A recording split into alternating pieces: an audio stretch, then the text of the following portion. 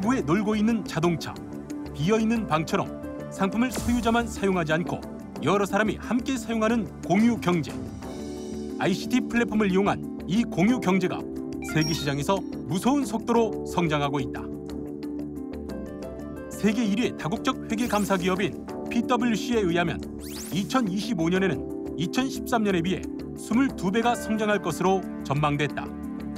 차량과 승객을 연결하는 우버와 숙박 연결업체 에어비앤비는 공유 경제를 이야기할 때 빠짐없이 등장하는 글로벌 기업으로 이미 기존의 자동차 업체나 호텔 체인을 넘어선 규모로 성장했다. 국내 시장도 이에 맞춰 지속적으로 공유 플랫폼을 개발하고 있지만 기존 산업계와의 마찰과 규제로 성장이 쉽지 않은 상황.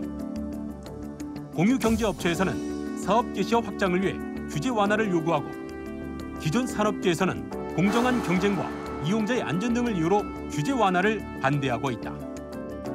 이런 상황에서 최근에는 택시업계가 탑승 공유 플랫폼인 카풀앱의 출시에 맞춰 대규모 집회를 열며 반발하고 있다. 하지만 여론조사 기관의 조사 결과에 따르면 소비자의 절반 이상인 56%가 카풀앱 도입을 찬성하며 공유 플랫폼의 편리성을 이야기하고 있다. 이러한 이용자와 공유 경제업계의 요구, 또 글로벌 경제 환경의 변화에 따라 정부도 공유 경제 활성화를 위한 방안 마련에 나서기로 했다. 그렇다면 기존 산업과의 상생을 유도하면서 공유 경제를 활성화하기 위해서는 어떤 노력이 필요할까?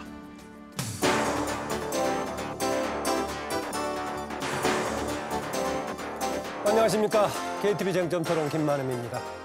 최근 세계적인 소비 트렌드의 하나로 떠오른 것이 플랫폼을 통해서 다양한 자산을 함께 쓰는 공유 경제입니다. 우버, 에어비앤비로 대표되는 공유 경제가 세계 시장에서 빠르게 성장하고 있지만 우리나라는 아직 갈 길이 멉니다. 이런 상황에서 최근 카풀 앱과 관련해 택시업계의 반발이 거세지는 등 기존 산업과의 갈등도 적지 않습니다. 세계 시장의 한 흐름이 된 공유 경제 활성화를 거스를 수 없지만 다양한 규제의 문제와 또 기존 산업과의 상생 등 해결해야 할 과제가 많습니다. 정부에서도 공유 경제와 관련한 해법을 찾기 위해 다양한 시도가 진행 중인데요. 오늘 이 시간에는 이 문제와 관련해서 다양한 의견을 들어보겠습니다. 오늘 진행되는 토론은 유튜브와 페이스북 라이브를 통해서도 생중계가 됩니다. 유튜브와 페이스북에 의견 남겨주시면 방송 중에 소개해드리겠습니다. 질문도 좋습니다. 오늘 함께 이야기 나눌 분들을 소개해드리겠습니다. 먼저 공유경제 개념과 활성화 과정에서 필요한 정책적인 노력에 대해서 말씀해 주실 이화여대 경영학과 양희동 교수, 어서 오십시오. 네, 안녕하세요. 반갑습니다. 새로운 사업의 기회와 또 정책적인 조정이 필요한 공유경제에 대해서 오늘 좋은 토론이 개화되기를 바랍니다. 감사합니다. 네, 최근 이슈가 되고 있는 카풀 앱 관련해서 우려가 되는 점 무엇인지 말씀해 주실 서울연구원의 안기정 연구위원 나오셨습니다. 어서 오세요. 예, 안기정입니다. 공유 경제하면 마음이 무겁고요. 숨차고 공유하면 머리가 더 무겁습니다. 여러 가지 의견, 제 입장에서 좀 공정하게 의견 제시할 수 있도록 노력하겠습니다. 요즘 현장에서 마음이 무겁다는 심정을 표현해 줬군요. 공유경제협회가 있군요. 공유경제협회 하성식 대표 나오셨습니다. 어서 오세요. 네, 안녕하세요. 수원에서 작은 도서관과 마을 커뮤니티 카페를 운영하고 있는 하성식입니다. 저는 이 자리에서 지역의 이야기, 마을의 이야기를 전해드리도록 노력하겠습니다. 여러 전문가들과 함께 경청하는 자세로 잘 임하도록 하겠습니다. 감사합니다. 네, 해주실 얘기에 대해서 기대가 큽니다. 경제부 기자 출신입니다. 또 최근 공유경제에 대해서 지대한 관심을 갖고 계신다고 하네요. 정철진 경제평론가 어서 오십시오. 네, 안녕하십니까. 2008년에 처음 공유경제라는 개념이 나오고 사업이 시작할 때와 지금과의 상황이 많이 바뀌었습니다. 당시만 하더라도 공유경제가 사업의 한 일부분 정도로 생각을 했지만 지금 같은 경우엔 앞으로 우리가 맞게 될 4차 산업혁명의 핵심 분야로 떠오르고 있기 때문에 그런 공유경제라면 이제 우리 모두 사회 구성원, 정부도 할 것 없이 모여서 좀 머리를 맞대고 어떤 방향으로 나아갈지를 한번 앉아야 하는 중요한 모멘텀이 찾아온 것 같습니다. 오늘 좋은 토론의 기회를 갖도록 하겠습니다. 네, 정철진 평론가가 산업 구조의 변화에서 새로운 우리 과제로 지금 얘기를 던져주셨는데요. 공유경제가 세계 무대에서는 빠르게 성장하고 있다 이렇게 평가해 주시는데 우리나라에서는 공유경제란 개념 자체에 대해 상당히 생소하게 느끼실 분들이 좀 많을 겁니다. 양희동 교수님, 네. 공유 경제 이 개념 우선 개념부터 해가지고 뭐 어떤 내용, 어떤 산업들을 담고 있는지 좀 설명 좀 주시죠. 더불어서 세계적으로 많이 지금 새롭게 지금 뜨고 있다고 하는데 세계적인 추세와 더불어서요. 이 공유경제는 아까 기자님께서 말씀하셨는데 그 하버드 대학교의 로렌스 교수가 2008년도에 이제 쉐어링 이코노미 영어 표현입니다만은 그러니까 자산의 가치를 향유하는 방법이 그 자산의 소유, 그러니까 영어로 이제 포세션이라고 할 수 있겠는데 예. 그거 이외에도 유효한 자산을 내가 사용할 수 있으면은 누릴 수 있지 않느냐 그런 개념입니다. 그러니까 이 공유 경제가 뭐 아까 잠깐 말씀 나눴습니다만은 사실 소유권을 나누자라는 얘기보다는 이 사용권을 나누자라는 식으로 이해하는 게 더 맞는 개념인 것 같고요. 근데 언뜻 이미지로 공유하면은 그 유자를 소유로 생각하는 경향이 좀 있을 수 있겠죠, 사람들이. 그렇습니다. 이게 예. 이제 자칫 해석을 하다가 좀 정치적인 의미까지도 포함될 수 있기 때문에 예. 저희가 이 정의를 올바르게 이해하는 건 상당히 중요한 것 같습니다. 그래서 제가 개인적으로 받은 뭐 질문 중에 하나는 뭐 공산주의와 어떻게 다르냐까지 이렇게 질문 받은 적이 실제로 있는데요. 좀 다른 접근이라고 말씀드리고 싶고 예. 세계적인 추세는 아까 기자님께서 역시 말씀하셨습니다만은 뭐 성장률이 어마어마합니다. 그 우버나 에어비앤비 같은 회사는 뭐 만성 적자였다가 이제 흑자로 돌아서거나 흑자를 예상을 하고 있고 이제 IPO도 계획을 할 수 있을 만큼 IPO로 간다는 얘기는 이제 영업의 지속성에 관해서 그만큼 자신이 있다는 얘기죠. 예. 그러나 그렇다고 해서 각 국가들이 특히 지방자치단체 단위로 규제를 강화하고 있는 것도 동시에 우리가 이해해야 될 추세인 것 네, 지금 같습니다. 화면에 좀 그림으로 조금 나가고 있는데요. 이렇게 예, 이걸 좀 보시면서 설명 좀 해주시겠어요, 양 교수님? 예. 예. 그 보시다시피 지금 원래 이제 모든 자산의 가치의 향유는 소유자에게 국한돼 있었죠. 근데 저 그림에 보시다시피 이제 공유 경제 플랫폼이 등장을 해서 예. 이제 그 가지고 계시는 분이 여기 대여자라고 표현됐습니다. 그분이 곧 소유자가 되시겠죠. 결국은 인터넷 시대와 더불어서 지금 가능하게 된 거군요. 그렇습니다. 그러니까. 예. 그게 이제 왜 인터넷이 중요하냐게 되면 누가 소유를 하고 있고 누가 그 사용을 원하는 이용자가 누구인지 서로 쉽게 파악할 수 있기 때문에 소유자가 대여자가 되시면서 이제 물건을 업로드하면 예. 필요하신 분이 이제 일정 대용료를 내고 사용하시는 그런 모델이 되겠습니다. 예. 지금 세계적인 추세는 어느 정도입니까? 어느 정도 진전이 되어 있습니까? 뭐 굉장히 많은 업체, 예. 뭐 우버나 에어비앤비뿐만 아니라 뭐 저희 나라에 들어왔습니다만 뭐 위워크처럼 부동산에 관련되는 그런 중개업체도 많이 이제 지금 속속 출연하고 있죠. 얼마 전에 트래비스 캘러닉이라고 그 우버를 처음에 창시한 분도 한국에 와서 공유 키친 예. 이런 이제 개념도 소개를 했는데 뭐 다양한 같은 비즈니스 모델이 지금 소개되고 있습니다. 예. 아까 이제 공유의 개념에서 기능, 사용을 공동으로 소유한다는 개념이라고 보자면 우리의 일상적인 뜻에서는 공용에 가까운 이제 좀 그런 느낌이 있어 보이긴 합니다만은 정철진 평론가 네. 지금 이제 세계적인 추세하고 우리나라 지금 상황 어떻습니까? 글쎄 뭐 세계적인 추세 우리가 지금 못 따라가고 있는 현국이죠. 예. 왜냐하면 우리나라 같은 경우에 상대적으로 이런저런 규제가 많이 있고 결국 공유 경제라는 것이 이제 신산업이기 때문에 우리가 갖고 있는 이 구산업과의 충돌은 필연적이거든요. 근데 정부라든가 우리 사회 입장에서는 아직 이 구산업이 잘 돌아가는데 굳이 구산업을 죽이면서까지 이 약간은 전망이 불투명한 신산업에 올인할 수가 없기 때문에 그러니까 기존 산업을 담당하고 있는 사람뿐만이 아니라 정부도 아직 그런 시각을 가지고 그렇죠. 있다. 아직까지는 구산업. 뭐 이거 근데 이게 구 비즈니스라고 하니까 마치 좀 낡은 것 같은 느낌이 드는데 그런 표현은 아닙니다. 예, 예. 어쨌든 우리가 해왔던 비즈니스라고 보면 되기 때문에 예. 우리는 좀 뒤처진다 이렇게 볼 수가 있겠고요. 예. 그럼에도 불구하고 이 방향으로 갈 수밖에 없는 이제 이유 중에 몇 가지가 있는데 일단 본격적인 세계 경제가 저성장 추세로 돌입을 한 겁니다. 뉴 노멀이라고 하죠. 과거처럼 막 빠르빠르 성장하는 단계가 아니거든요. 차도 2대, 3대 살 수 있을 만큼 여유가 없어지는. 그러니까 기본적으로 저성장 시대와 맞물려서 공유경제 개념이 나오게 되는 것이고요. 예. 두 번째가 아까 인터넷 뭐 기술 얘기했는데 역시 이 디지털 플랫폼인 상황이 정말로 우리가 생각할 상상 초월할 정도로 발달이 됐기 때문에 네. 뭐 에어비앤비라든가 우버 같은 것들이 현실화가 됐다. 그러니까 결국 이 디지털 플랫폼에 문제가 있고 그러니까 이 어떤 도와줌이 있었고 네. 마지막 세 번째는 이게 약간 인구 구조의 문제이기도 한데 이제 1인 가구 같은 것들. 우리도 지금 1인 가구가 25%를 넘지만 전 세계적으로 뭐 저출산과 맞물려서 1인 가구들이 확산이 됐는데 1인 가구는 기본적으로 뭘 살 필요가 없잖아요. 그렇죠? 밥통도 더 조그만 거 써야 되고 뭐 네. 차도 잠깐 빌렸으면 되고 그러니까 소유에 대한 필요성이 적어지면서 마치 필연적으로 맞물려서 이제 이 공유 경제라는 게 튀어나오게 됐다 이렇게 볼 수 있습니다. 예. 하성식 대표는 뭐 지역 운동을 하고 계신다라고 했었는데 네. 오히려 지역 운동을 하시면서 이 공유 경제에 대한 뭔가 필요성을 절감하고 계시나요? 어떤가요? 네, 그렇습니다. 지역은 지금 저는 수원의 네. 기동이라는 구도심에 살고 있는데요. 그 지역에 보면은 유네스코 문화유산 때문에 개발이 제한되어 있습니다. 그렇기 때문에 거기를 새로 뭔가 재건축을 할 수는 없고 리모델링을 하고 도시 재생을 통해서 그 지역을 활성화시키고 있는데요. 예. 이때 저희 공유경제 개념을 적용을 해서 그런 유휴 자원을 활용하는 공간이나 재능을 쉐어링하는 그런 마을 커뮤니티 활동을 통해서 지역이 살아나고 있고 마을 사람들 간의 공동체 의식이 다시 부활하면서 이웃 간의 끈끈한 정이 다시 살아나면서 좋은 순기능이 작용하고 있고요. 그런 것들을 자라나는 다음 세대들한테 교육을 통해서 알려주면서 자연스럽게 또 4차 산업혁명의 그런 기술들이 얹어지면 이 세대들이 다양한 아이디어와 열정을 가지고 또 새로운 우리나라를 이끌어 나갈 그런 공유 기업이라든가 새로운 비즈니스 모델을 만들어 나가지 않을까 싶어서요. 저는 되게 긍정적으로 바라보고 있습니다. 예, 구체적으로 한두 가지만 지금 이제 지역사회에서 공유 경제에 우리가 범죄에 들 수 있는 또 시행하고 있는 것들이 뭐가 있습니까?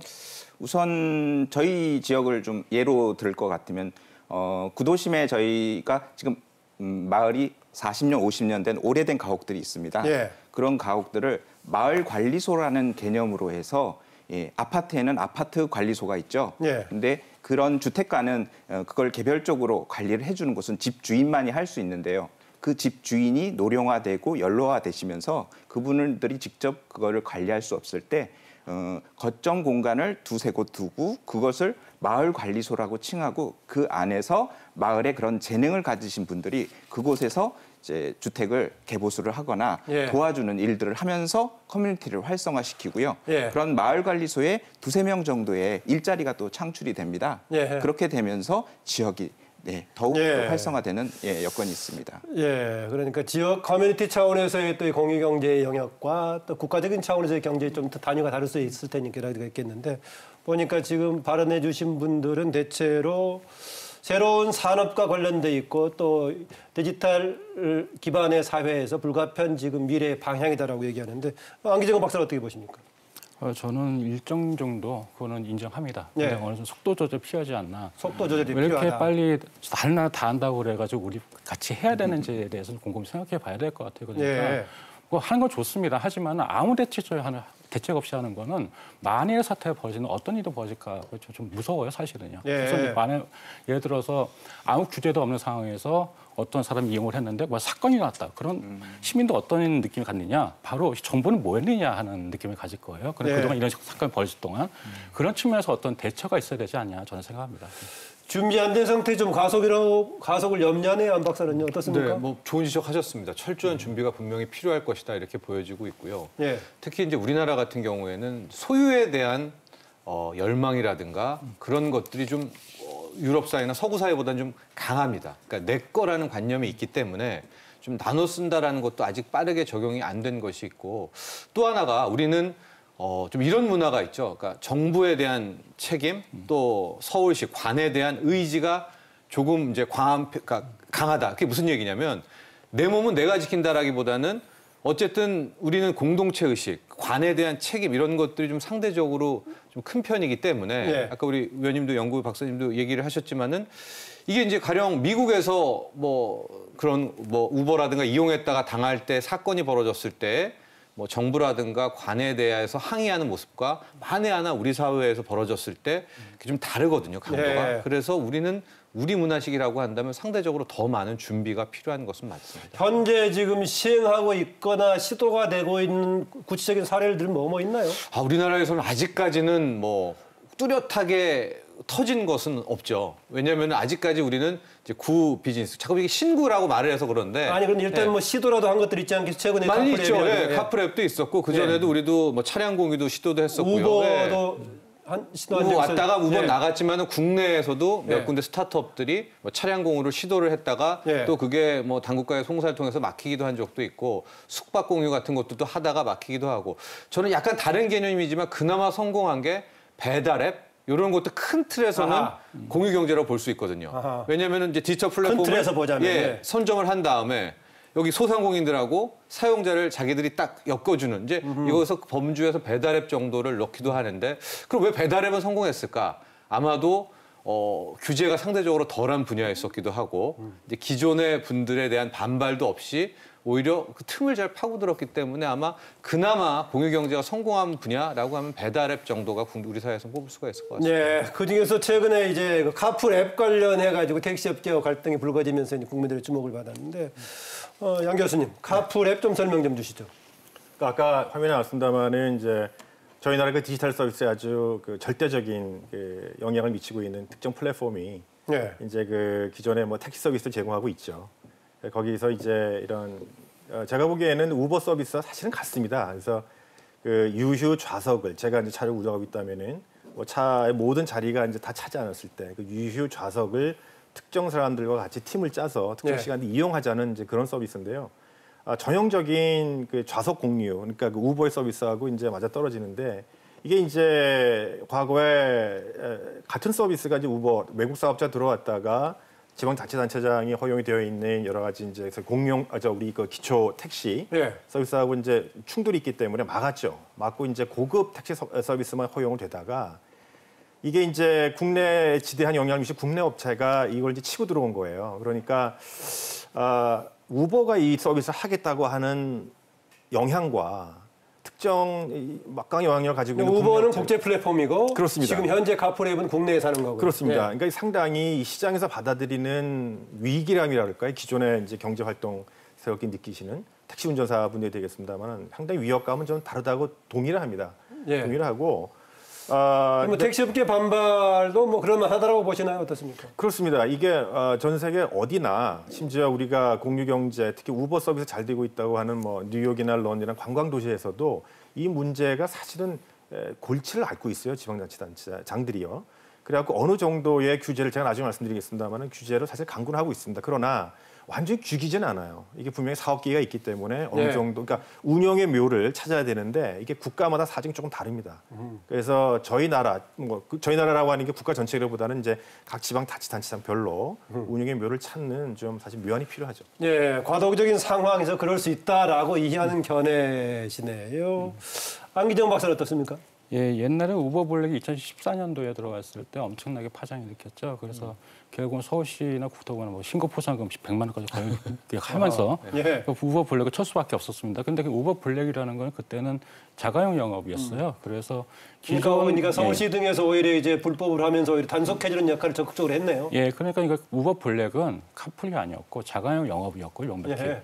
그래서 결국은 그 제도권에서 그런데 양 교수님 얘기하기에 지금 이제 플랫폼이 국제 단위냐 이제 국내 단위였던 그 차이지 유사하다라고 보고 있는데 보니까. 아니, 그러니까 그거를 중요시 하셔야 돼요. 그러니까 그 부분요. 카풀이 아니고 그건 자가용 영업이었고 예. 그다음에 우버 X라고 그래서 그 카풀을 하려고 그래서 거기서 설득을 맞은 거죠.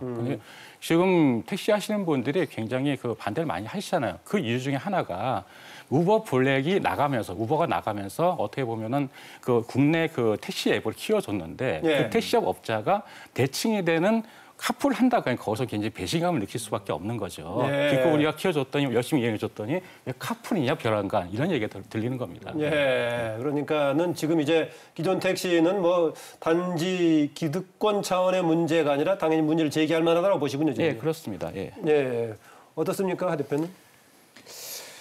글쎄요, 저는 뭐 그런 정책적인 거나 아니요, 그러니까 뭐 지역 거시적인 단위에서 것보다는, 지금 네. 공유 경제를 상당히 적극적으로 지금 이제 네. 뭔가 앞으로 계속해 나간다고 하시니까 네. 국가적인 차원에서 아니면 서울시 차원에서 문제가 제기된 걸 어떻게 보시냐고. 네, 우선은 뭐 이거 거쳐가야 될 상황인 것 같습니다. 대세는 이제 공유 경제 쪽으로 이제 흘러가는 과정인데 이런 정책적으로 지금 우리 우왕좌왕하고 있으니까 지금 업계들이 서로 바라보고 있는데 불안한 마음이 있고요.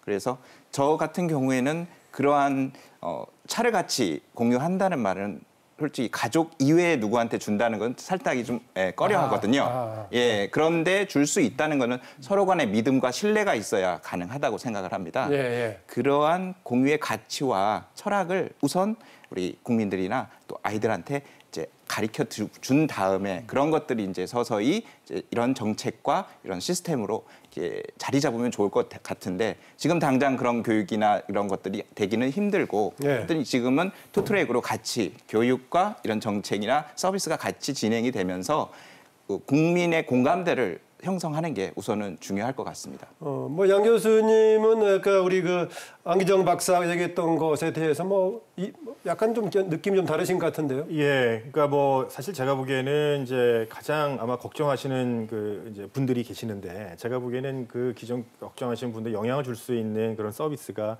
뭐 자가용 서비스가 영향을 준다, 또는 기존의 다른 뭐 이런 그 택시 서비스가 영향을 준다고 하는 거는 구별이 그렇게 큰 의미가 있나 싶어요. 대표적인 예가 이제 동남아시아 하게 되면 이제 그랩이라고 하는 서비스가 이제 유행을 하고 있는데요. 거기는 일반 택시도 그랩에다 등록을 해서 이제 우리나라에서 우버 그러면 자가용을 합니다만 거기 택시도 그런 그 공유 서비스 제공할 수가 있습니다. 그러니까 어떤 서비스가 자동차는 되고 뭐 택시는 안 되고 이제 이런 거보다는 우리가 기존의 운송업에 시작하시는 분들이 자기가 생각하신 계획이 있으실 거 아니겠어요? 또 거기 익숙해지시고. 기존에 우리나라에서 택시까지 포함하는 것도 뭐 염두에 둔 적이 있었나요? 우버 도입 때? 그렇지는 않습니다. 그렇지는 않는데 제가 말씀드린 거는 이제 기존에 이런 그 운송업에 종사하시는 분들이 영향을 받는다, 좀 우려를 한다라고 하는 거는 그 원인이라고 하는 건 서비스에 관련된 얘기지 꼭 뭐 예를 들면 뭐 자가용 택시다 어떻다 이런 구분은 그렇게 민감한 것이 아니지 않나 하는 게 그 제가 주장이라는 거예요. 예. 그건 아니고요. 이게 뭐냐면은 택시 업계 사정이라는 게 있어요. 뭐냐면은 그 서울시부터 해가 전국에 과잉 공급이라는 말씀 들어보셨죠?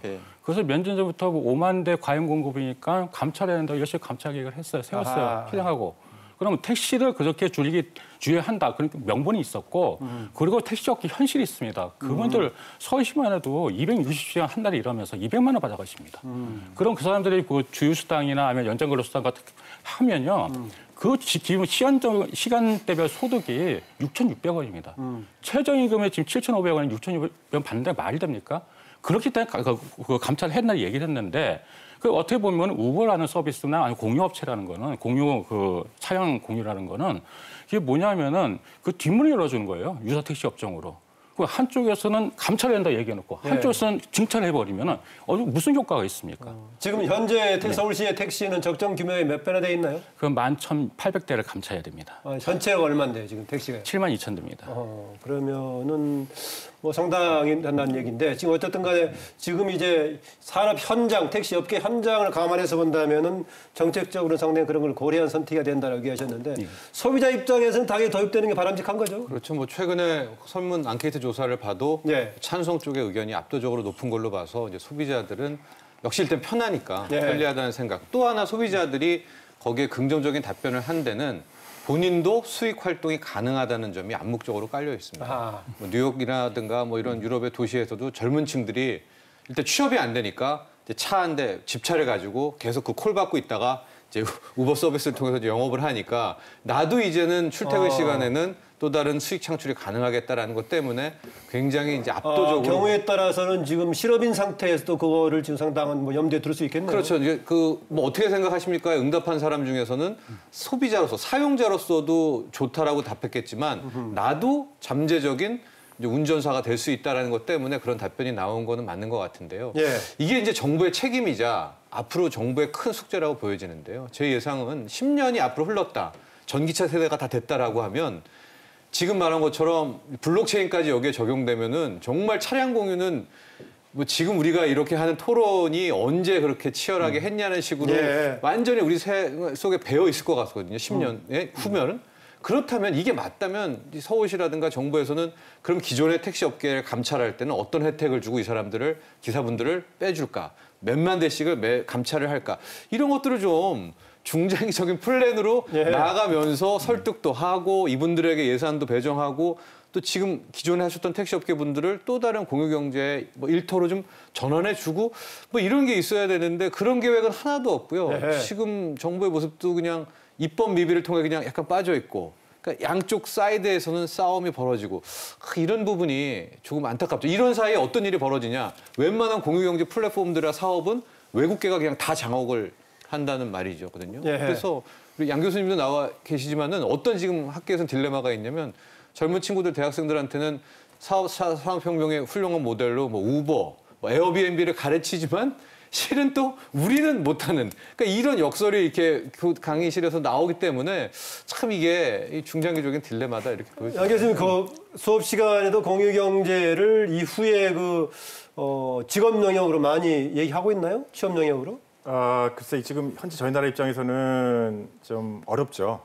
저는 이제 잠깐 그 말씀 드리기 전에 얘기하시고요. 아까 두 분께서 이제 아주 중요한 말씀 지어주셨는데 거기에 저는 이제 근본적으로 동의를 합니다. 그러니까 외국 같은 경우에는 철저하게 이제 우버에 등록을 해서 운영하는 차량, 택시가 됐던 자경이든 간에 운행 시간이라든가 날짜를 제한을 해요. 그래서 쉽게 한다면은 이제 시중에 떠돌아다니는 운행 서비스의 어벨리빌리 가용성이 기존 택시 업자들에게 위협이 되지 않도록 통제를 합니다.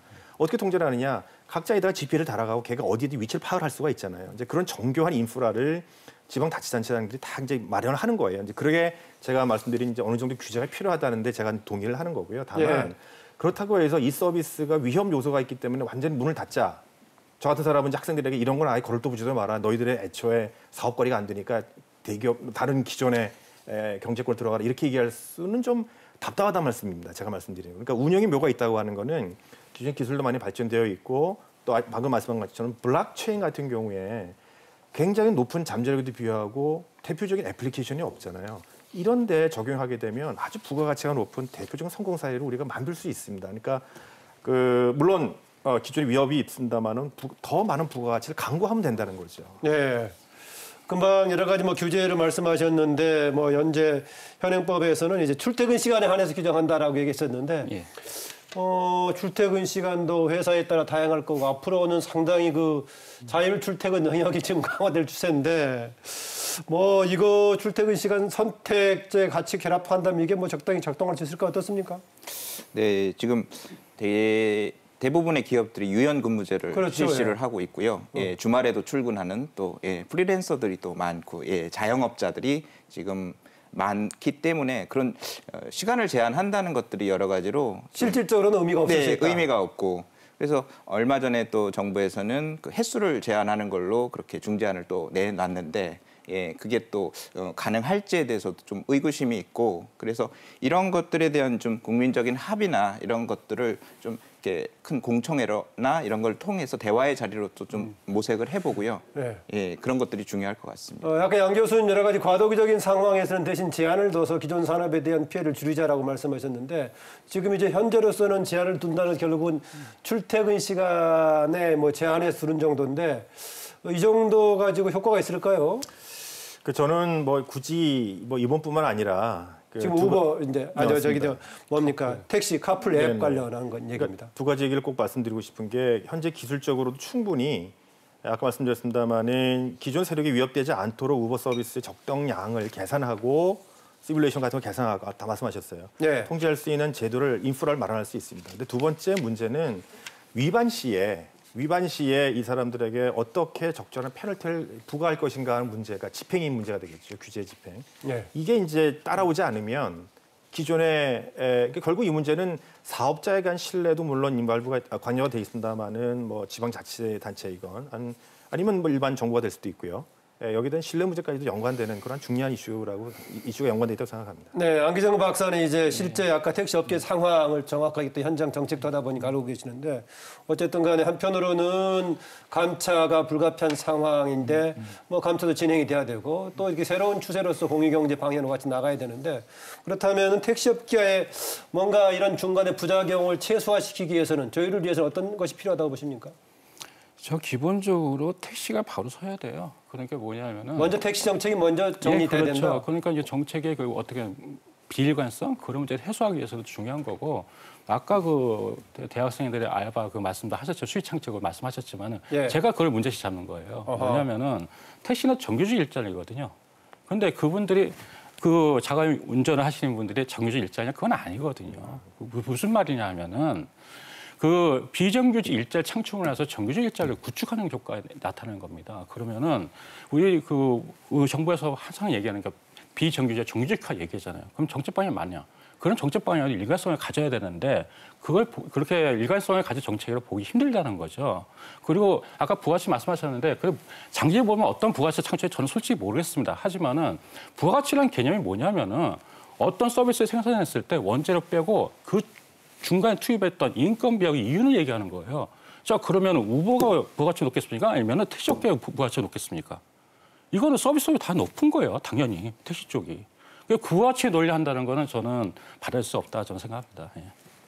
네, 뭐 어떤 정도 중간에 과도기적으로 어떤 보완책 또 어떤 조율이 필요하겠느냐는 얘기입니다. 글쎄요. 조율이라는 건 결국 정부의 입법밖에는 없지 않나 보여지고 있는데, 근데 더 중요한 거는 이 입법을 못 쫓아갈 수가 없습니다. 새로운 비즈니스에 있어서. 뭐 하나 입법을 하면 이미 그 사이에 또 다른 비즈니스가 가 있기 때문에 거기서 또 충돌을 벌이고 있어서 중국 같은 경우가 핀테크가 입법이 결국 후행할 수밖에 없다는 건데 못 쫓아가고 되게 무능하게 된다는 거죠. 왜 핀테크가 어마어마하게 발전돼 있거든요.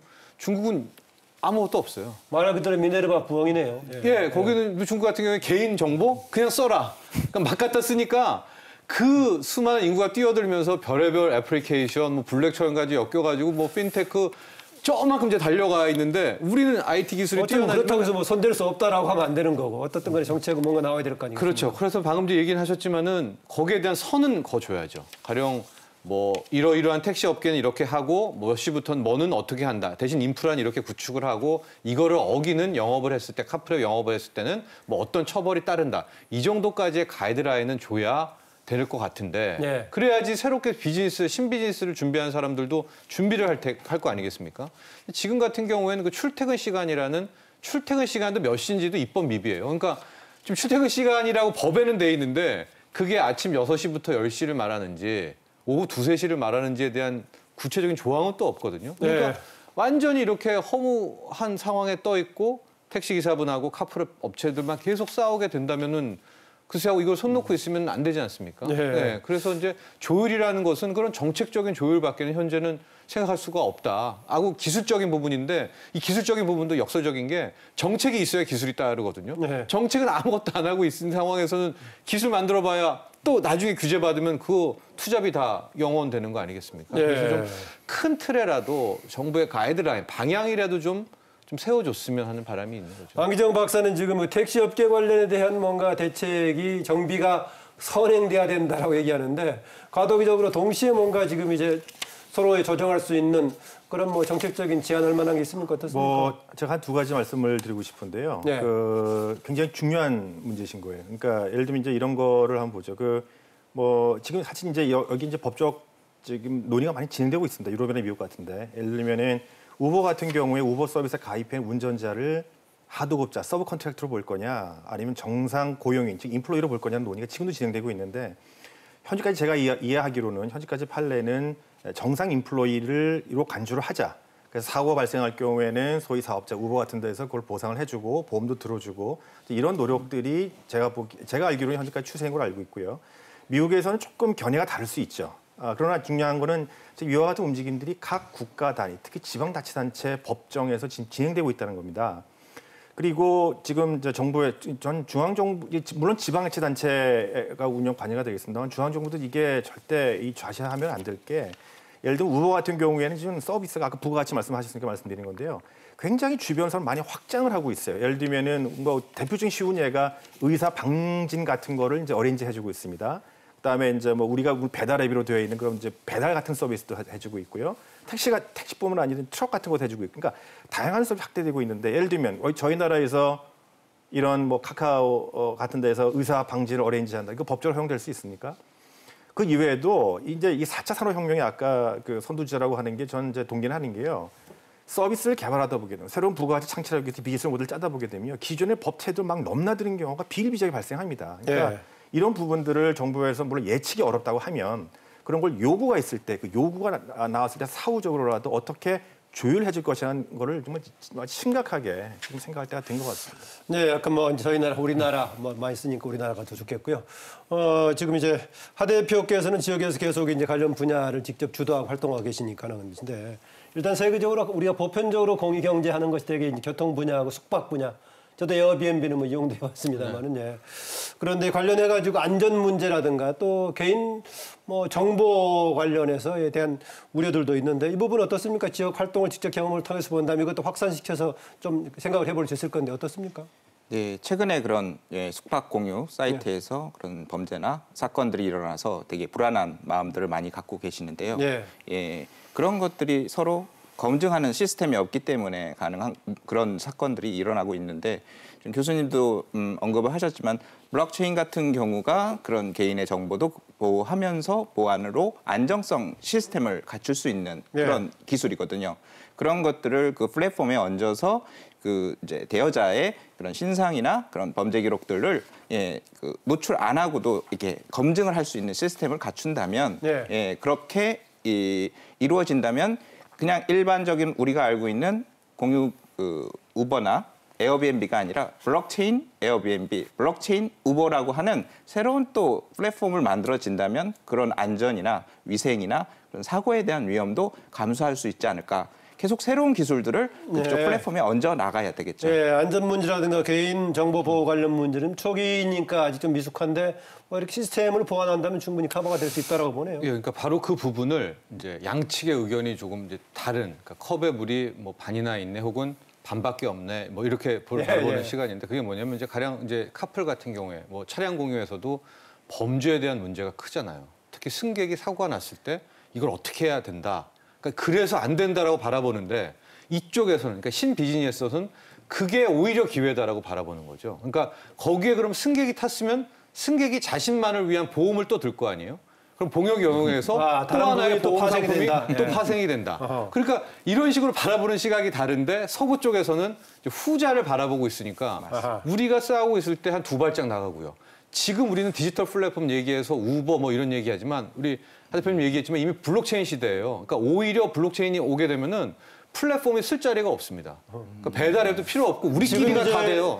정철진 평론가의 양쪽 상황을 설명해 주는 것처럼 하지만은 사실상은 서구가 가는 방향으로도 가야 된다 그런 시각 같으신데요. 보니까. 그렇죠. 왜냐하면 그 방향으로 안 가면 우리는 또 마지막으로 뒤처질 수밖에 없으니까 저는 여기를 완전히 버리자라는 게 아니라 현명하게 빨리 매조지를 하면서 새로운 곳으로 가야 되는데 가르치기는 뭐 맨날 방송은 가야 된다라고 말을 하는데 현재는 딱 안 가고 있고요. 인터넷 은행 특례법도 겨우 통과됐지만 뭐 핀테크 얘기하고 인터넷 은행 얘기하지만 법은 끝까지 안 잡고 있다가 나중에 겨우겨우 통과하고 이런 모순들이 계속 나오면 스타트업을 하는 친구들이 국내에서 안 버티죠. 다 나가버리지 않겠습니까? 그러니까 이런 숙제를 빨리 풀어내는 것이 또 하나의 뭐 어른과 우리 뭐 기독권, 제도권에서 해야 될 일이 아니에요. 정철진 평론가는 우려 쪽보다는 미래를 보고 가자는 걸 강조해 주셨는데 안기정 박사는 어떻습니까? 저는 그렇게 생각합니다. 그 방향은 맞다고 생각해요. 방향은 그렇게 맞다. 생각하는데 입법이 너무 느리다고 해가지고 무턱대고 하는 건 아니라고 보는 거예요. 기본적으로 그 사람들이 어려울 때 아니면 그 위급할 때 그 뒤통수가 될 수 있는 뭐가 있어야 되는데 그게 없다고 그러면 그 국민들이 못 믿고 갈 것이냐 하는 생각이 드는 거고요.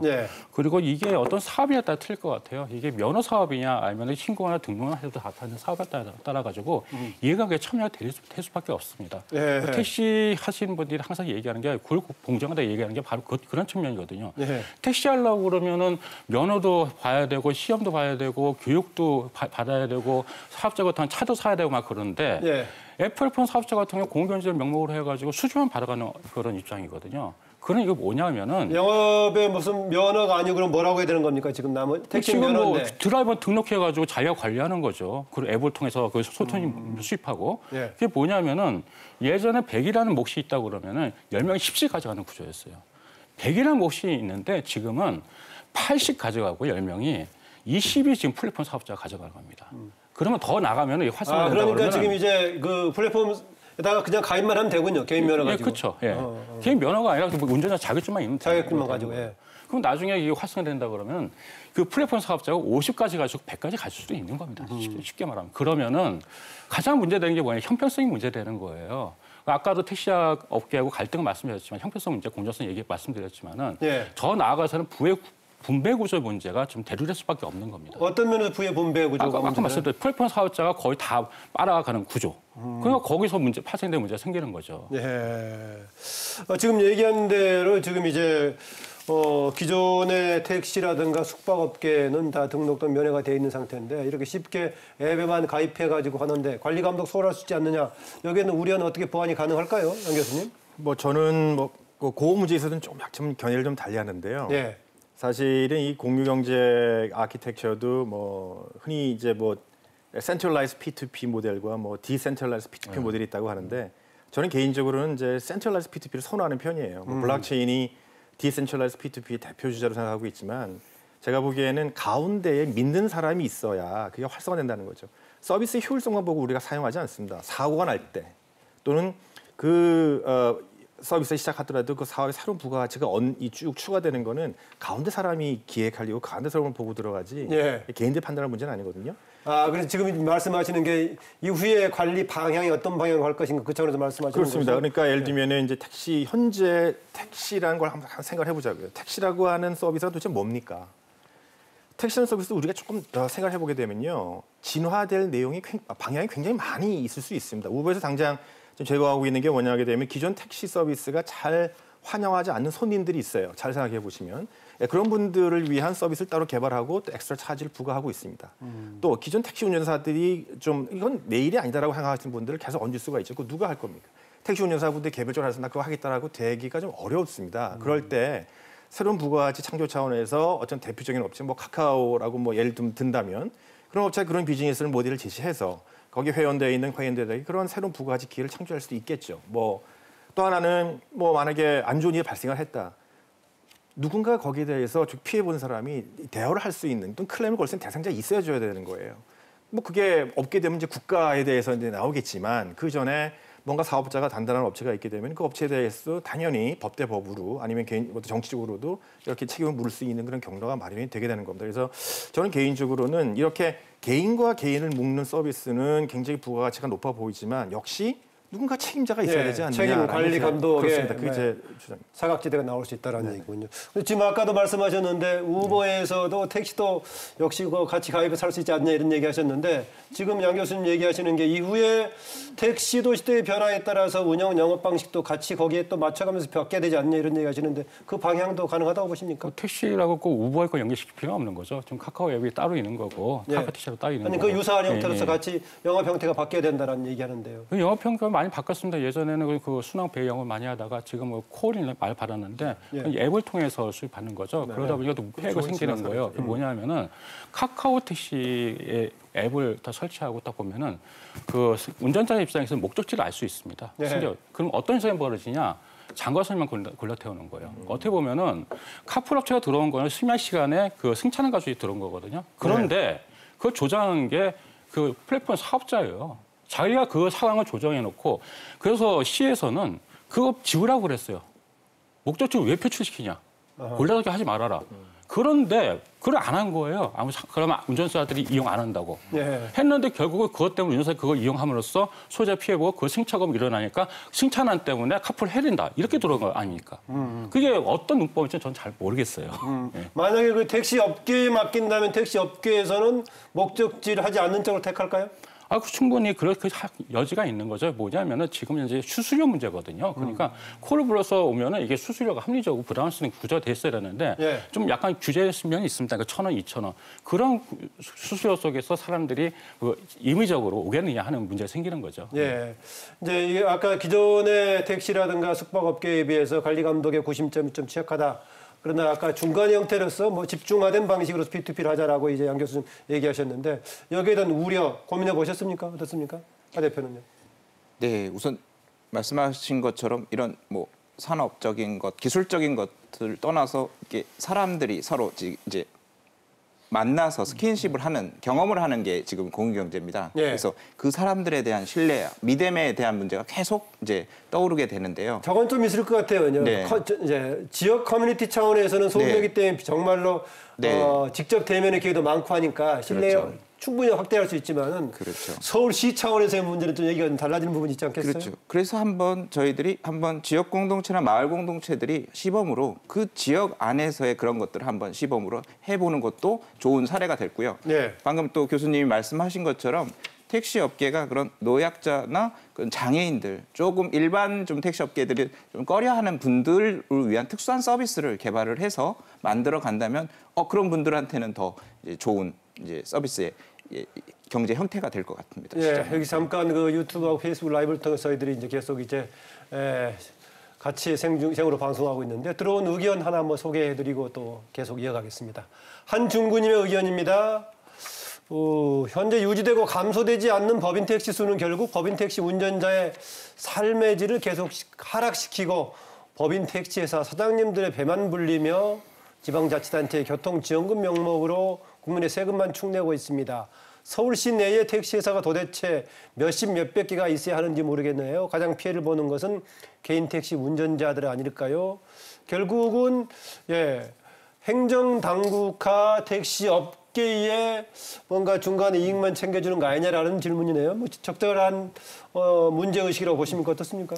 그런 면이 없지는 않습니다. 다시 말하면 옛날에 그 요금 올릴 때마다 어떻게 보면 사업주만 좀 챙기는 거 아니야 그런 얘기 있었는데 그 요즘 같은 경우에는 대부분 회사는 그렇지는 않고요. 그러니까 그 요금 이상할 때도 항상 컨트롤을 겁니다. 만약에 이거 조건을 바라지 않을 경우에는 서울시가 대대적으로 감사 나가든지 실사 나가든지 해가지고 사업주에 일정 부분 제재를 다하는 수단이 다 있거든요. 근데 그러니까 예전 같이 그 사주 배불리는 요금 이상이라든가 중간에 걔네들만 어떻게 준다 그런 생각하시면 안 되고 전반적으로 택시가 지금 어려운 상황이에요, 사실은요. 그러니까 그 사업주들도 근로자들 많으면 좋잖아요. 가동률 올라가면 다 수익이 되니까. 근데 그렇지가 않다는 얘기입니다.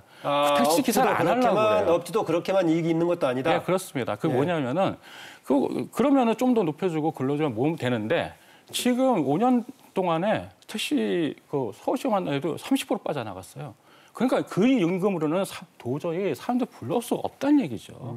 그러니까 법인 택시 상황도 예전에 그 상황이 아니라는 걸 꼭 알아주셔야 되는 거고요. 법인 택시는 서울시에 254개 있습니다. 하나 줄었습니다. 근데 그거는 뭐 숫자를 이물대를 줄 수 있는 건 아니고요. 어떤 뭐 감차 처분이나 아니면은 그 차량 대수가 줄었을 때 50대 기준 미만했을 때만 줄일 수 있는 사업계 업체 수도 조금 줄여야 한다고 보시나요? 지금요? 정책적으로 봤을 때? 구조 조정이 있어야 되는 거죠. 그래서 제가 몇 개인데 줄여야 아까 된다. 이따가 말씀드리려고 그랬는데 사실은 이게 상생하려고 그러면요. 택시 위상을 바로 정립하는 속에서 택시한테 줄 건 줘야 돼요. 그러니까 뭐냐면 대표적인 요금입니다. 택시는 대중교통 아닙니다. 그 택시 2013년 택시법 파동이 났을 때 결정난 거예요. 오랫동안 택시를 대중교통수단으로 보느냐 뭘로 보느냐 계속 논란이 있었죠. 그러면 고교통수단을 했으면은 그럼 고속교통수단에 맞는 요금을 지불하게 만들어야 되는 거죠. 그렇죠? 그럼 그 다음에 서비스 안 되는 거 그걸 잡아야 되는 겁니다. 이게 기껏 고친 게 3지 나올 때 만들었는데 1차 적발해가지고 그냥 그 경고에 그친다? 과태료 얼마 내고 그건 아니라고 보는 거죠. 그러면은 요금이나 좀 높여주고 대신에 서비스 수준에 대해서 엄격하게 관리하고 그러면서 위상 정립하고 난 다음에 이쪽에서도 어느 정도 규제를 가야 된다 말씀드리고 싶은 거죠. 아무래도 뭐 지금 공유경제하고 있는데 기존 택시업계 관련 얘기가 나와서요. 이거는 또 현장 취재 경험도 많이 있었던 정철진 평론가 관련 얘기를 좀 더 택시업계 상황 관련해서 얘기 좀. 네, 아니 뭐 안 박사님이 워낙 잘 하셨기 때문에 뭐 제가 추가로 뭐 현장 이야기를 더 한다는 것은 좀 그렇기는 한데 결과적으로 이 문제를 풀어야 한다는 게 1, 2년 된 문제도 아니었었고요. 5년 전, 10년 전부터 나왔던 얘기인데 못 풀고 있었던 거죠. 그래서 80년대 중반에 그 시간 병립제 도입이 될 때 정책에 관여한 적이 있었습니다. 그때부터 요금과 서비스와 택시수, 면허수의 이 감축 문제를 계속했는데 못 끌고 오다 여기까지 왔는데요. 좀 걱정되는 것은 비슷한 상황이 조선업계가 그랬었거든요. 끝까지 올고 오다가 단 한 1년 반 사이에 그냥 와르르 무너지고 혈세 그냥 다 투입하고 또 거기에 계신 분들은 정말 안타까운 실직이 되고 좀 그렇게 되는 비극적 결말 전에 이제 택시 산업도 빨리 좀 선제적 대응을 해야 되겠다 이런 말씀드립니다. 뭐 오늘 공유경제가 주제인데 혹시 뭐 택시 업계 관련해서 정책적으로 무슨 제안하실 게 있다면은 듣고 넘어가겠습니다. 있으시면 듣고 그냥 뭐 생략하시면 넘어가겠고요. 그래서 저는 뭐 제가 뭐 택시 운송 분야 전문가는 아닙니다만은 숫자를 줄이는 거는 좀 현 제도상으로는 어렵지 않나 하는 제 생각이고요. 기본으로 지금 감차 방향을 잡고 있다고 하는데. 네, 뭐 그래도 제가 보기에는 무리한 예를 들면 뭐 정부 예산도 투입이 돼야 될 거고 또 뭐 신문에 나왔습니다만 뭐 개인 사업자 같은 경우에 그걸 뭐 개인 사업자를 정부가 사서 뭐 다른 쪽으로 돌린다 그러는데 그런 거보다는 그래도 부가가치를 좀 높여서 다시 말하면 택시 서비스를 좀 다양화하고 거기서 택시 그 산업 내부적으로 다시 말하면 가격으로 뭔가 서비스가 차별화되고 좀 서비스 다양화 쪽으로도 한번 고민해 보는 것도 어떨까 하는 생각을 해봅니다. 아까 우리가 처음에 공유경제 설명할 때 결국은 그 인터넷 시대에 이제 플랫폼을 기반으로 한 공유경제가 이제 중요한 이제 발전의 동기가 됐다라고 얘기했었는데 그걸로 보자면 우리나라는 정말 ICT 기반으로서는 세계에서 가장 선진국에 해당되는 나라인데 상대적으로 왜 국내에서는 그럼에도 불구하고 이렇게 이걸 기반으로 하는 공유경제의 성장 속도가 느린가? 뭐 다른 이유가 있을까요? 어떻습니까? 문화적인 요인일까요? 뭘까요? 아니면 정책적인 규제죠. 요인일까요? 네, 정책적 규제라고 볼 수가 있는 게 우리가 공유경제 하니까 물건 나누는 것 정도만 생각을 하고요. 아니면은 요즘에 많이 나오는 게 이제 공간을 나누는 것들, 뭐 숙박을 나누는 거 아니면 사무실을 쪼개가지고 아침에는 A가 와서 일을 하고 그 사무실을 밤부터 새벽은 게임 개발업자 B가 와서 하는 이제 사무실을 나누는 이런 공간 정도의 공유경제가 있거든요. 공유경제도 우리가 이른바 얘기하는 4차 산업범죄에 들어가는 거죠. 그럼요. 대표적인 예. 4차 산업인데 예. 최근의 트렌드는 물건이라든가 공간 공유뿐만이 아니라 재능을 공유하는 경우도 정확히 디지털 플랫폼과 맞물려서 가고 있고요. 시간을 쪼개서 시간을 공유하기도 하고 더욱 중요한 게 이제 정보 공유거든요. 그러니까 금융 쪽에서는 이 정보 공유라는 것이 어마어마하게 중요합니다. 왜냐하면 네. 우리가 뭐 빅데이터 분석을 통해서 사람의 신용 등급을 정확하게 분석한다 이런 것도 그 사람이 뭐 타고 다니고 뭐 먹고 이런 카드 어디 쓰고 이런 걸 다 누군가는 받아봐야 되는데 문제가 뭐냐면 우리는 모든 것들이 다 막혀 있어요. 당장 이 물건, 이 차량이라는 물건 나누는 것도 규제고요. 숙박도 공간 나누는 것도 규제고 재능 나누는 거 역시도 규제고요. 왜냐하면 이제 뭐 어떤 사람이 여기에 갔을 때는 또 그거 안 되지 않습니까? 뭐 이런 것도 법적으로 있고요. 거기에다 정보를 또 나눠서 마음대로 사업자가 쓸 수 있다. 이것도 막혀 있기 때문에 우리는 공유경제가 일단은 입법 규제에 막혀서 갈 수가 없죠. 일단 정책적 또 입법적으로 선도하지 못하고 있다. 네. 기본적으로 정책이 뒷받침한다 하더라도 항상 뒤따라갈 수밖에 없는데 정책마저도 가로막고 있다. 그렇죠. 너무나 센 거죠. 그런데 네. 지금 정부가 4차 산업 부분을 굉장히 좀 강조를 하고 있지 않습니까? 그게 역설적인 것 같습니다. 예, 오늘도 강조를 문재인 하는데 대통령 국회 예산 설명하면서 4차 산업 강조하셨는데 네, 강조를 하는데 이게 이제 규제는 못 풀고 있고 그렇다면 규제가 있고 규제를 풀고 보완책을 마련해야 되는데 그 정도까지 입법을 추가로 정교하게 하기에는 글쎄요, 이제 거기까지는 또 역량이 안 되지 않나. 이렇게 되니까 계속 규제는 규제대로 붙잡으면서 겉으로는 4차 산업혁명을 가야 된다. 뭐 이렇게 얘기를 하지만 이게 계속 충돌이 되니까 네.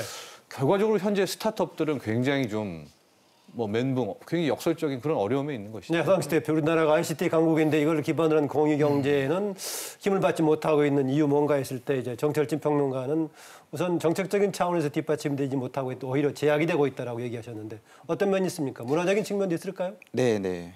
말씀하신 것처럼 거시적으로는 정부의 일관된 로드맵이 있어야 되는데 그런 것들이 자꾸 우왕좌왕했었고요. 네. 그다음에 저는 미시적으로 지역적으로 들어갔을 때 공유의 가치와 철학에 대해서 명확한 교육을 해야 된다고 생각을 합니다. 예. 내 것을 누구한테 나눠 쓴다고 하는 것은 쉽지 않은 결정이거든요. 이게 파손될 수도 있고 이걸 통해서 상대방에 해를 줄 수도 있고 자기께 누군가 같이 쓴다는 걸 또 꺼려할 수도 있는 요즘같이 또 이런 개인주의가 또 이렇게 많이 열려있는 지금 사회에서는 그렇기 때문에 같이 나눌수록 무언가 새로운 가치가 나타난다, 새로 생긴다는 것 그걸 저는 지역에서 그런 공동체 회복에서 찾았거든요. 네. 그래서 네. 그런 것들이 좀 더 교육이 이루어지고 그런 정서가 문화가 확산이 된다면 이런 것들은 몇 년 후에는 그냥 스쳐 지나갈 그냥 아무것도 아닌 그런 이슈가 아니었나 그런 생각이 또 듭니다. 네, 양현영 교수님 어떤 점에 주목하십니까? 규제는 기존의 이제 라이센스 정부에서 이제 사업 허가를 받은 그분들이 이제 권리 침해가 되기 때문에 이제 그걸 간접 조정을 좀 못하고 있는 거죠. 기재부에서도 몇 년 전에 뭐 숙박업에 대해서 뭐 도시 숙박도 허용하려다가 이게 뭐 유형이어야 되고요. 그럼 이제 일이 비일비재합니다. 그래서 예. 이거는 기술적인 문제는 아니고 그 정부 규제 문제인데 제가 꼭 부탁드리고 싶은 거는 4차 산업혁명이 혁명 또는 혁신이라고 하는 거는 혁명의 혁신 자체가 많은 실패를 전제로 하고 있는 개념이에요. 네. 이거는 시장에 맡겨야지. 정부가 자칫 추겨나가다 그럼 정부가 실패하면 누가 책임질 겁니까? 그러니까 정부의 위상이라는 거는 시장이 실패할 때 기댈 수 있는 게 정부여야 되는 거죠. 정부가 이 혁명을 주도하고 나가다가 혁신이나 혁명을 주도하고 나가다 실패하게 되면 시장은 정말 박살납니다. 그러니까 제가 항상 말씀드리고 싶은 게 공유 경제가 됐건 4차 산업혁명이 됐건 간에 정부는 조금 더 기존에 무슨 규제를 풀어줘야 될지 들을 자세를 가지는 게 중요하지 자꾸 이렇게 뭐 목소리를 내고 한다던가 스스로 깃발 들고 나가는 건 저는 조금 개인적으로 좀 위험하다고 생각을 합니다. 예, 그러니까 기존의 규제를 푸는 역할을 정부가 적극적으로 해야 된다. 그 얘기네. 그렇죠. 그러니까 무엇을 풀지도 정부가 판단한 것이 아니라 시장 얘기를 들어줘야 된다는 얘기죠. 예. 그 아까 뭐 특히 기존 산업에 대한 뭔가 리스크도 있기 때문에 꺼릴 수밖에 없는 그런 측면이 있다고 하는데 안기정 박사님, 예. 지금 아까 그 카풀앱 택시 관련 직접 정책에 관여를 하시니까 이렇게 상세하게 얘기해 주셨는데 공유 경제가 기존 산업에 미치는 영향 이건 어떻게 보십니까? 어마할 거라고 생각하죠. 그러니까 지금 현실적으로 나타나고 있고요. 예. 예를 들어서 그 뉴욕 같은 경우에 택시 면허값, 옐로우캡이라고 얘기하죠. 그게 면허 가격이 100만 불이 넘었었어요. 근데 지금 몇 년 사이에 그 15만 불인가 그때까지 떨어졌다고 하니까 10분의 가격이 난 거예요. 아하. 그것 때문에 그 TAC에서도 규제하는 당국이 풀어줬다가 놔줬다가 막 그런 식으로 막 밀고 당기 하고 있지 않습니까? 만약에 그런 네. 식이 우리의 경우도 반영이 된다면 택시의 경우는 만약에 정부 보상책이 있다면은 조기에 수용하는 것이 감차하실 분들은 유리할 수도 있겠네요. 예산을 써야 되는 거니까요. 그 감찰하는 것도 그렇게 방법이지만 그렇지 않고 그냥 요금을 팍 인상해서 시켜주고 거기 적절한 지원책을 해주면 되는 거죠. 그리고 만약에 아까 말씀드렸지만 이렇게 했는데도 사업주가 이상한 일을 행동했다 아니면 근로자가 불법 행위했다 거기서는 단호하게 처벌하면 되는 거고 그럼 네. 자동적으로 구조조정이 일어날 수 있는 기반이 될 수 있다 생각하거든요. 그러니까 꼭 세금에서 내야 된다 그렇게 생각하시면 안 되고요. 지금 그 말씀에 어쨌든 간에 뉴욕 예를 들으셨는데 그럼 결국은 중간 과정에 갈등이 있더라도 기존 산업은 새로운 지금 이제 공유경제 분위기에 밀려갈 수밖에 없는 구조다 이렇게 보시나요? 뭐 지금은 현 트렌드를 보면은 그런 게 좀 눈에 보인다 그렇게 말씀드리고 싶은 건데 예. 저는 그래서 이게 배려가 없다고 생각해요. 그러니까 공유경제 주장하시는 분들은 스타트업 기업하고는 풀어달라만 얘기를 해요. 그러면 자기가 어떤 규제를 받을지 아니면 어떤 역할을 할지 아니면 이분네트를 위해서 뭘 할지에 대한 로드맵이 전혀 없습니다. 그러니까 무조건 이것 때문에 못하겠다, 이것 때문에 못하겠다. 그러니까 저희는 규제 때문에 피해보는 피해자 입장이라는 프레임을 가져가요. 근데 하지만 반대편의 입장에서 보면은 이 사람은 오히려 가해자가 될 수 있는 거예요. 그러니까 효율성에 관련된 논의는 있지만 형평성에 관련 논의는 전혀 없다는 거죠. 그 중재 역할을 정부가 해줘야 되는 거거든요. 네.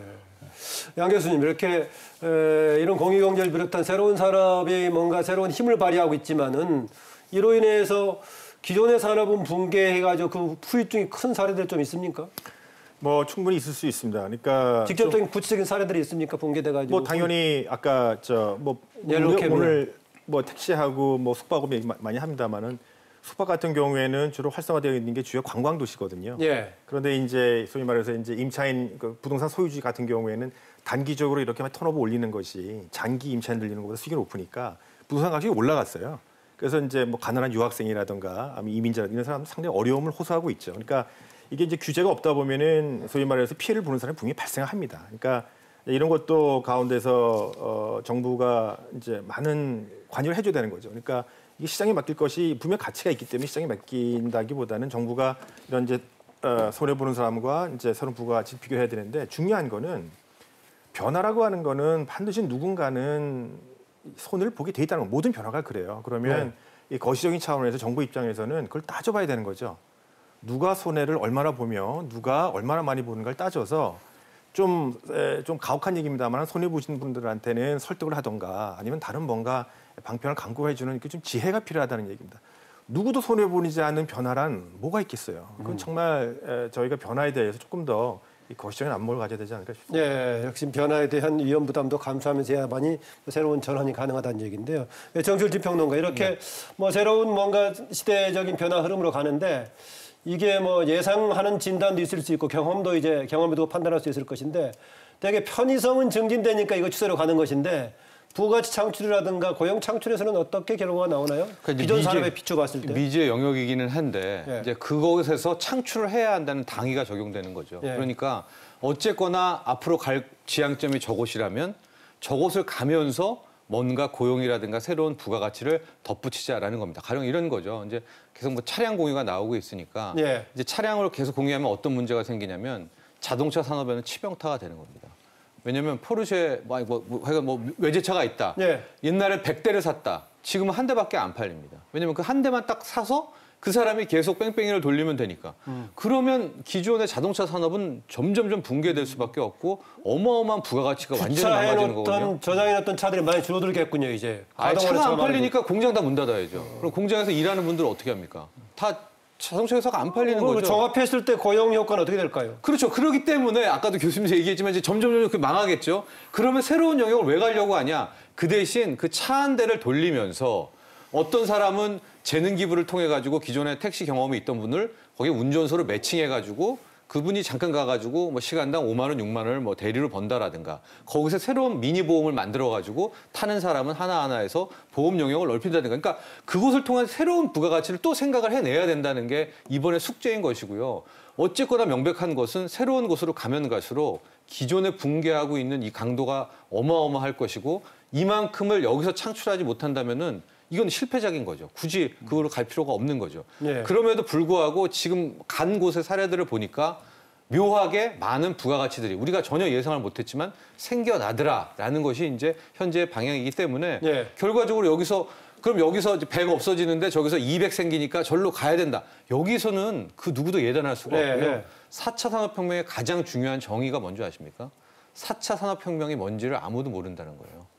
그게 바로 또 하나의 예가 5세대 이동통신 지금 5G 얘기하는데 5G에 알려진 것은 앞으로 우리가 이제 홀로그램이라고 하죠. 전화를 하는데 상대방이 홀로그램으로 나올 수 있겠다라는 이거밖에는 현재 알려진 게 없어요. 그 세대에서는 어떤 서비스가 또 붙여질지는 모르는 영역이거든요. 네. 그렇기 때문에 여기가 모험이고 벤처라는 얘기가 나오고 있기 때문에 어쨌거나 정부는 최소한으로 이 구 비즈니스가 자동차 산업이면 이게 망가지는 것도 생각을 하면서 여기를 이제 갈아타는 이 로드맵과 역할을 해줘야 된다는 것이고 이게 정부가 똑똑해서 다 알라는 게 아니라 시장과 계속해서 소통을 하고요. 시장의 의견들도 들어보고 이제 여기서 나아가야 된다라는 거, 나아가자는 거죠. 그러니까 기본적인 흐름은 네, 시대적인 기술의 변화라든가 편의성이기 때문에 같이 맞물려 가지만은 이것이 가지고 있는 부가가치 창출 효과라든가 고용 효과에 대해서는 뭐 나머지 과제로 남아 있다라고 만들어야 된다는 거죠. 근데 왜 자꾸 가야 될 방향으로 얘기를 하냐면요. 기술이 어마무시하게 빨리 발달을 하는 거예요. 그러니까 예. 디지털이 이렇게 발달을 하는데 사람들이 거기 안 따라가지는 않을 거 아닙니까? 따라갈 테니까 가야 될 방향이라고 보는 거죠. 네, 안기정 박사님. 네, 그러니까 사람들이 그 공유경제 반대하는 이유 중에 하나 그걸 것 같아요. 그러니까 부가가치가 높다고 그러는데 안 보여요. 아직도 도대체 안 뭐지? 보이죠. 네. 그리고 근데 보이는 거는 이 사람 이걸 하면은 이 일자리 없어지거든요. 그쵸. 그 모습만 보이는 거예요. 당연히 택시업계도 마찬가지고. 그러니까 어떤 이상향이 있는지 앞으로 갈 바가 있는지 거기에 대한 그림이 있어야 되는데 네. 거기서 명확하지 않대 우리는 뻔하다, 우리는 잘린다, 아니면 우리 먹고 살 거 없어진다. 그 모습만 보이니까 사람들이 반대할 수밖에 없다는 거죠. 그럼 거기서 정부의 역할이 뭐냐?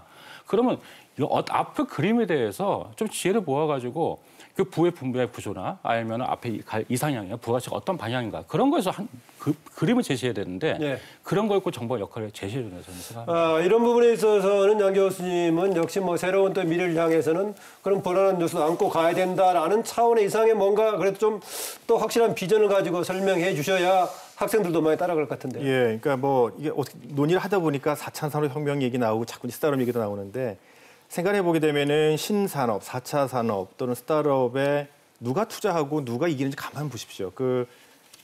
대부분 돈이 있으신 분들이거나 아니면 학식이 높으신 분들이거나 뭐 이럴 가능성이 높아요, 사실은. 예. 사업 투자 아무나 하는 거 아니니까요. 그렇다면 이미 이제 그런 쪽으로 국가의 새로운 경제 모델을 쓴다는 얘기는 사실 이미 출발서부터 어느 정도의 좀 형평성을 약간 배제된 형평성을 약간 벗어난 논의일 수도 있습니다. 근데 중요한 거는 일단 스타가 나와야 되고 그 스타가 사회적으로 경제적인 뿐만 아니라 사회적인 가치를 구현했다고 하는 좋은 롤 모델이 나와야 되는데 한국에서 안타까운 건 그게 없다는 거예요. 외국에는 많아요. 그렇게 자꾸 제가 부가가치 얘기를 하는 게 부가가치가 얼마인지 많은데 우리가 알고 있는 유니콘이라는 데카콘이라는 얘기가 제가 지어낸 얘기가 아닙니다. 회사 가치가 1조 되고 10조 되는 회사가 널브러져 있어요, 외국에. 전 세계 스타트업 중에서 탑 10을 뽑아보면요. 그중에 5개가 공유경제 관련된 업체입니다. 그중에는 일본 기업도 있고요. 중국 기업도 있습니다. 왜 한국은 그런 기업이 안 나옵니까? 더 공유경제를 떠나서 왜 한국은 대표적인 스타가 없습니까? 그러니까 이런 문제를 제가 말씀드리는 게 정부의 규제가 될 수도 있고요. 아니면 기존의 이제 경제 세력들이 물론 불편하고 불안합니다. 그러나 거기에 대한 비전을 세우고 구현할 수 있는 스타를 빨리 누군가가 정부가 됐든 간에 만들어 주셔야 이 문제 해결될 것 같습니다. 네, 지금 우리가 지금 방송을 유튜브 또 페이스북으로 이제 라이브로 방송을 같이 하고 있는데요. 시청자들에게 앞서 소개해드렸었지만 하나 더 소개해드리겠습니다. 박승민님의 의견입니다. 공유경제 긍정적인 생각은 있지만 무조건 해야 한다기보다는 향후 생길 수 있는 문제들을 해결할 수 있도록 사전 준비가 필요해 보입니다. 라고 아까 우리 패널들께서도 현재 우리나라가 그 부분에 대한 상당히 여러 가지 준비가 좀 부족하다. 안기정 박사 특히 택시 최근에 이제 앱 관련 갈등 과정에서 먼저 이 공유경제 자체에 대한 준비도 필요하지만은 기존 산업과 관련된 문제 해결도 선행돼야 된다는 계속 강조하셨습니다.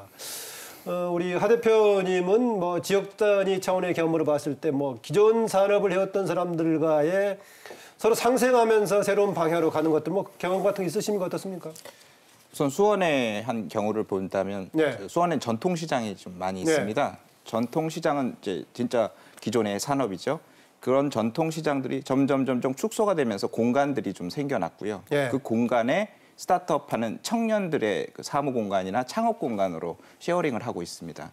그렇게 되면서 서로 청년의 그런 아이디어와 열정이 기존 전통 상인들한테 생기를 불러들고 주게 되고 관광객들이나 또 이제 기존 시장만 구경하러 온 사람들이 그 청년몰에 또 유입이 되면서 전체적인 또 붐업이 되는 그런 모델도 지금 조금씩 일어나고 있는데요. 물론 어려움도 많이 있습니다. 홍보나 마케팅의 부족 때문에 그런 곳이 있는지도 잘 모르는 분들이 많이 있습니다. 하지만 한번 경험을 해본 사람들은 찾게 되고요. 거기에 계속 사람들이 유입이 되고 그런 경험들이 SNS 통해서 이렇게 널리 퍼져나가면서 전체적인 성장을 이루는 아주 좋은 바람직한 모델이 또 된다고 생각합니다. 뭐 지역 커뮤니티 차원에서는 이런저런 것들이 많이 시도가 되고 있지만은 아까 제가 질문 초반에 드렸다시피 지금 최근에 기존 택시하고 이 앱 관련 갈등 빼놓고는 다른 무슨 공유경제 논란들이 있었습니까? 아까 지나갔던 우버 말고요. 우리는 뭐 특별하게 왜냐하면 그게 워낙 컸었고 그게 먼저 들어왔던 뭐 사안이기 때문에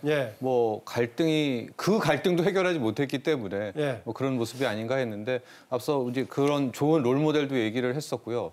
저는 재능 공유 관련해서 또 이런 세상이 열릴 수 있다. 이제 모델이 이제 많이 나오는 것이 호주에 한 청년이 있는데 이제 축구 선수 출신이었습니다. 근데 이 선수가 이제 부상을 당하면서 이제 축구를 못하게 된 다음에 어떤 식으로 이제 살아가는가 뭐 이런 것들을 그리는데 일단 이 친구가 4가지 정도를 소위 말하는 플랫폼을 통해서 일을 하는 거예요. 가령 주말에는 이제 유아 꼬마들 가리키는 이제 축구 코치로 활동을 하고요. 평소에는 축구 용품을 파는 가게에서 일을 하고요. 저녁 때는 뭐 유튜브 이런 것들을 통해서 축구 방송 같은 거에 이제 해설자가 되기도 하고요. 이런 식으로 하나의 재능을 어떤 플랫폼 정보를 통해서 뚝뚝뚝 공유가 되고 이 사람이 믿을만 하다라는 신뢰까지 누군가가 이렇게 받쳐지게 되면 이제 새로운 재능 공유 형태가 나오게 될 수가 있는 거거든요. 그러니까 공유 경제라는 게 재능의 공유를 해줄 수 있는 플랫폼을 우리나라는 주도하는 분야 있나요, 없나요? 없죠. 그러니까 이제 앞으로 이런 것들이 생겨나야 되는 분야라는 것이고요. 우리가 꼭 물건이라든가 공간에만 첨착해 있는데 시간 공유, 재능 공유, 뭐 정보 공유 이 공유라는 것들이 굉장히 비즈니스가 넓다는 얘기를 이제 말씀을 드리는 겁니다.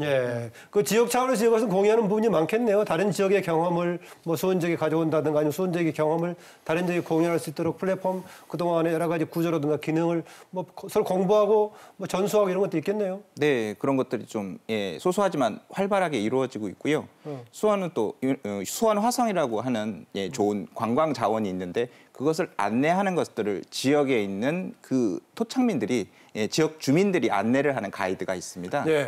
그것이 아직은 좀 미미하지만 그런 것들이 활성화되면 가장 그 지역을 잘 아는 지역 주민들이 그 관광을 안내해주고 맛집을 소개하고 숙박을 공유한다면 그건 신뢰와 믿음이 뒷받침된 것이고 그 경험은 다른 호텔이나 숙박업소에 경험할 수 없는 그 이상의 가치를 가지거든요. 그리고 그 지역의 경제는 더불어 성장할 수 있는 거고요. 지금 공유경제협회를 구성하고 대표도 맡고 계시는데 협회라고 하면 전부 구성하는 사람들이 지역 단위에서 주로 이제 공유경제 활동하시는 분들입니까? 우선 저희가 태동이 수원에서 시작을 했고요. 처음 만들어진 거는 2년 전에 경기도에서 공유경제 활성화 프로젝트의 하나로 공유경제 교육 강사들을 양성을 했습니다. 그 과정을 들었던 우리 동기생들이 모여서 1년간 스터디를 하면서 이 모임을 단체를 만났던 게 공유경제협회고요. 공유경제 그렇게 했을 때 스터디할 때 주로 아이템들이 어떤 겁니까? 아까는 정철진 평론가는 이제 재능의 이제 공유까지 얘기하셨는데. 지금 저희가 지금 활동하는 것들이 재능 공유입니다. 예, 저희가 물론 강사료를 받고 강의를 할 때도 있지만 저 같은 경우는 재능 기부로 많이 하거든요. 네. 우선은 이러한 공유의 가치와 철학을 알리고 저변을 확대한 다음에 이런 여러 가지 기술들이 결합되고 이런 기존 산업과의 부딪힘도 상생할 수 있고 서로 배려할 수 있는 마음이 생긴다고 생각을 하거든요. 네. 그래서 스터디 할 때도 말씀하시는 그런 물건과 차량과 숙박 이외에 다양한 아이템들이 지금 속속 어디선가 또 생겨나고 있고요. 그런 것들은 저희들은 다양한 플랫폼을 속에 또 저희들이 습득을 하는 겁니다. 그렇기 때문에 아까도 좀 설명을 시청자 의견으로 나왔는데 사전 준비라는 게 참 힘듭니다.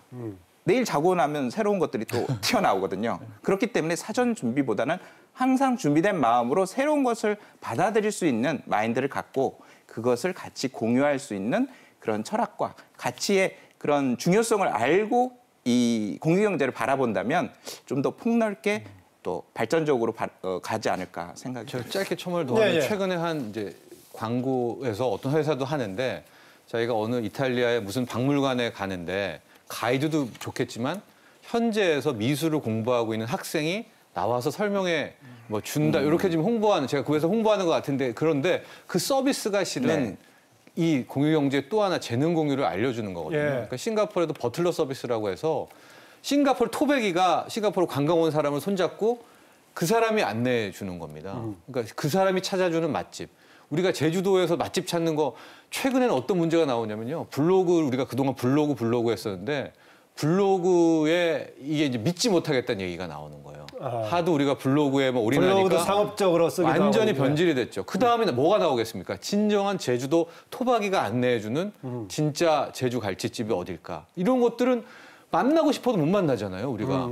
여수로 가고 싶은데 여수의 정말 맛집은 모르잖아요. 그러니까 그런 것들을 주민 누군가의 재능 공유를 하면 그분에게 시간당 얼마를 해주고 그분의 크레딧, 그러니까 신뢰도만 어떤 뭐 마을, 아까 우리 마을 서비스 하고 계시지만 그분만 해주면 그분과 손잡고 저는 뭐 며칠 다니는 이거 지불을 분명히 할 것 같거든요. 경우에 따라서 이런 것이 지금 이렇게 얘기를 하고 좀 급속하게 진행되는 가능성도 있네요. 그렇습니다. 언제 외국 같은 그랬나 경우에는 정도로요? 예. 유학생이 나와가지고 성악 뭐 공부한 분들이 나와서 오스트리아에서는 뭐 가이드를 해준다든가 이게 과거에는 그냥 하나의 아날로그지만 이제는 굉장히 상업화되고 있는 모양새입니다. 예. 안기정 박사는 아까 이제 택시 최근에 정책 직접 관련한 앱도 이제 중간에 갈등 파동도 있고 해서 고민도 많고 고생도 많으셨을 것인데 전반적으로 지금 흐름이 가는 가운데 뭔가 그래도 우리가 그 방향으로 가는 것에 조금 조언을 해주신다면 어떤 분야를 조언해 주시겠습니까? 아까 초반에는 네. 너무 준비가 안 된 상태에서 급속함을 좀 우려하셨는데 아니, 저는 속도 조절 말씀드린 거죠. 예. 속도 조절 해야 된다. 여전히 그 생각이시다. 네, 저는 똑같고요. 그런데 성격으로 봤을 때 이것은 추진이 되면 급속하게 진행될 수밖에 없는 또 이제 디지털 베이스이기 때문에 그럴 것 같아 보이긴 한데. 아니 근데 좀 뒤늦게라도 그런 걸 준비해야죠. 뭐냐면 외국 같은 경우는 우버 했을 때 처음에 굉장히 반발이 많았어요. 근데 기존 업계에 마찰이 있었는데 그거를 풀어준 추세였죠. 그런데 우버부터 해가지고 중국의 승차 공유 업체부터 사고가 일어나니까 그때부터는 일종의 관리에 들어갈 수밖에 없는 준비라는 거예요. 것은 예. 지금 정책적인 차원의 준비를 얘기하는 그렇죠. 건가요? 예. 그러니까 규제가 들어가기 시작했고 그리고 이관계 대칭이 생기니까 어떤 이해 버전이냐면은 그러면 차량 공유 업체한테 애플리폼 사업자한테 돈을 받은 거예요. 그럼 기여금 내. 어느 정도 네가 이 사업에 피해를 주니까 거기에 기여금이나 부담금을 줘야 되는 거 아니냐. 그 사람들이 대부분 동의했고 저도 자체적으로 서울시 의뢰받아서 설문조사 해보니까 서울시민도 대부분 그런 데 굉장히 전적으로 동의하더라고요. 예. 어느 정도 택시 업계도 어떤 타격이 있는 걸 알고 있으니까 그 측면에서 대처라는 게 있어야 되는 거죠. 예. 뭐 이제 좀 마무리를 하는 쪽으로 해야 할 것 같은데요. 어쨌든 간에 공유경제가 활성화되는 방향으로 갈 수밖에 없는데 우리의 경우는 ICT 관련하면 정말 세계적으로 가장 앞서 있는 쪽인데 공유경제는 상대적으로 지금 출발 단계에도 있다고 보기 어려운 정도다. 그러나 불가피하게 급속하게 진행이 될 것이다. 뭐 이렇게 되게 보고 있는 것 같은데 우리 정부도 연내 활성화 대책을 마련하겠다 이런 입장이신데 정부가 정책 마련에 있어서 반드시 고려해야 될 점 포함해가지고 공유경제 관련한 강조할 점을 마무리 발언으로 네 분 돌아가면서 듣겠습니다.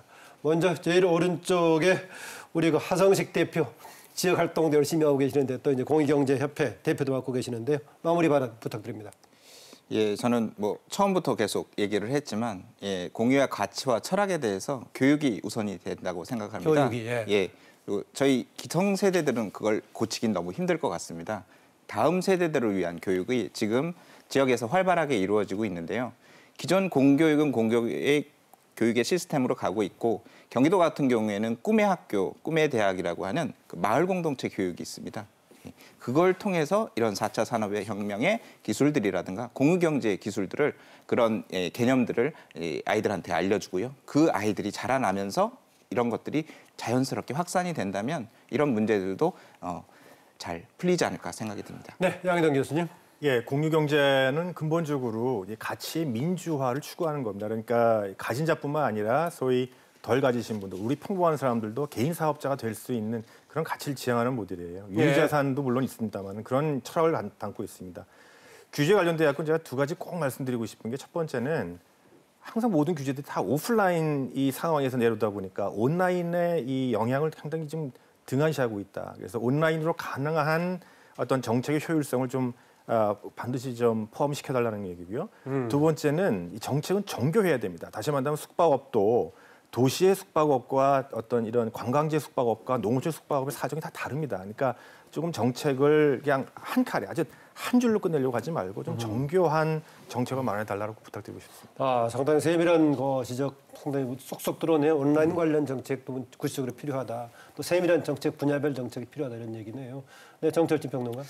저는 이제 지금쯤이면은 이제 신경제 혹은 구경제 담당자들과 정부가 모두 한 테이블에 앉을 그럴 때가 필요하다라고 보여지고 있고요. 네. 누가 옳고 누가 그르고 누구는 필연적으로 망하고 누구는 필연적으로 승하고 이런 이제 가치관의 선입견들을 다 버리고 일단은 앉아서 시장의 참여자들, 그러니까 신산업에 새로 하려는 분들 아니면 기존의 구사업에서 이제 막대한 피해를 볼 수밖에 없는 분들의 얘기를 한번 들어보고 나서의 새로운 솔루션을 얻는 그런 과정과 노력이 필요하다라고 봅니다. 왜냐하면 정부도 지금 모든 것을 만능이 아니고 똑똑하지가 않거든요. 네. 시장의 참여자, 이 시장 참여자 역시도 구비즈니스만 들어서는 안 되고요. 신비즈니스만 들어도 안 되고요.